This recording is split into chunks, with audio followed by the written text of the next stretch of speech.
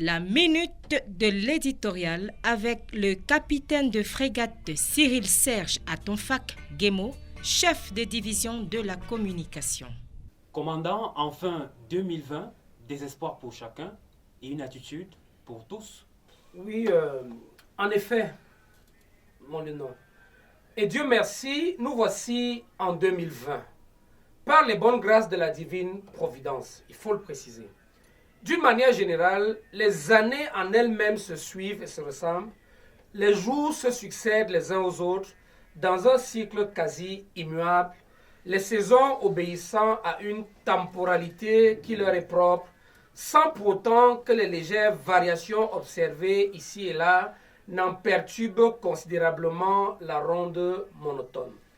Rapporté à la dimension de l'activité humaine, là aussi les années se ressemblent, ponctuées qu'elles sont de moments heureux que l'on aimerait savourer à l'infini, émaillées de malheurs que l'on voudrait vite chasser de la mémoire, avec pour constante nos efforts inlassablement renouvelés, signe d'espoir en de meilleurs lendemains.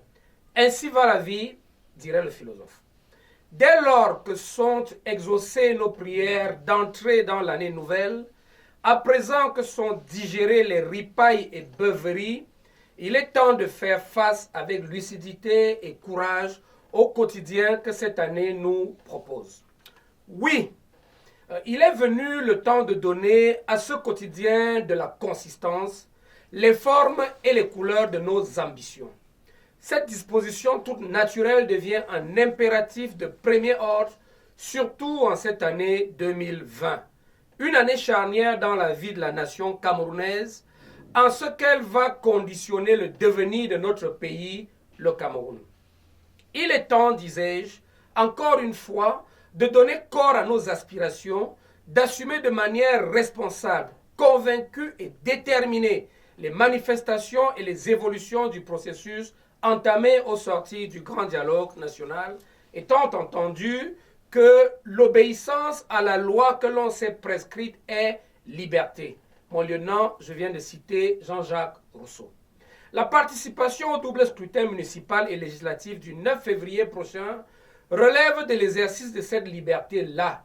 Nous sommes à exactement 5 semaines de cette échéance déterminante pour la suite.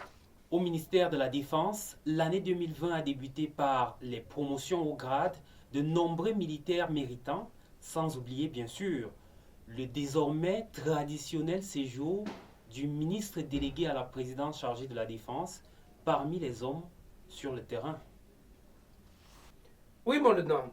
Les promotions au grade obéissent à un calendrier annuel dont le séquencement du reste connu part du 1er janvier justement.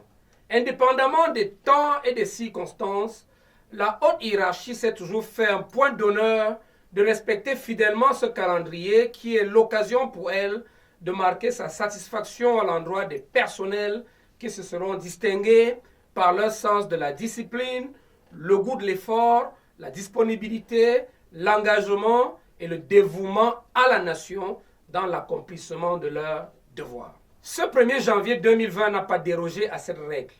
Des centaines de militaires de tous les grades ayant entraîné le fruit de leurs efforts. Dans toutes les garnisons, la foule qui a accouru nombreuse aux prises d'armes solennelles de remise des attributs est un vibrant témoignage de la solidité du lien osmotique qui unit l'armée camerounaise à sa nation. Un autre témoignage d'inséparable unité est le séjour du ministre délégué à la présidence chargé de la défense au milieu de ces hommes déployés du côté de notre frontière méridionale, à Kiossi précisément. Ici, dans la région administrative du Sud, pas de prise d'otages, pas de violence de nature terroriste, pas d'opération antiterroriste. Mais nonobstant la présence en ces lieux si éloignés de la capitale, du MINDEF et de tout le gratin de la hiérarchie militaire, est la preuve de l'importance que revêt chaque point du territoire national aux yeux des responsables en charge de la sécurité des Camerounais.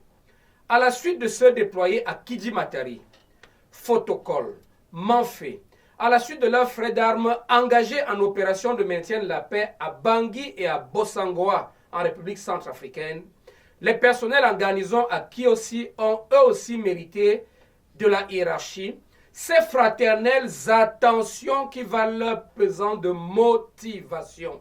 En un mot, chaque soldat camerounais compte où qu'il se trouve.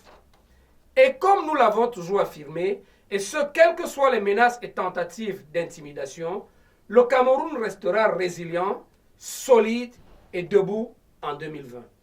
Et c'est ainsi que la patrie vaincra, que la nation triomphera, pour que vive à jamais le peuple camerounais, un et indivisible, uni dans son originale diversité. À samedi prochain.